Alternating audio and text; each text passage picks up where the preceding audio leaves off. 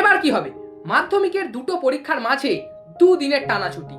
Sir tension হচ্ছে, আমরা কি করব? এই মুহূর্তে টেনশন না করে এই ছুটিটাকে নিজেদের অস্ত্র বানিয়ে ফেলো। তোমরা ইতিহাস আজকে অনেক স্টুডেন্টই আছো যারা পড়ে রেখেছো, তোমরা আর কালকে ইতিহাস না পড়ে সকালের দিকটা ভৌত বিজ্ঞানটাকে রিভাইজ করো। কারণ ম্যাথামেটিক্সের আগে তুমি ছুটি পাচ্ছ, ভৌত বিজ্ঞান জীবন বিজ্ঞানের আগে নয়। যদি কালকে সকালের দিকে তুমি পড়ে রাখো, তাহলে ভৌত বিজ্ঞান পরীক্ষার আগে তোমার চাপটা অনেকটাই রিলিফ হবে। আজকে যখন অনেকটা ইতিহাস পড়া হয়ে গেছে, আর কালকে সকাল দিকটা তুমি ভৌত বিজ্ঞানটা রিভাইজ করো এবং বিকালের দিকে আবার ইতিহাস পড়ে পরের দিন ভালো করে পরীক্ষা দিয়ে আসো।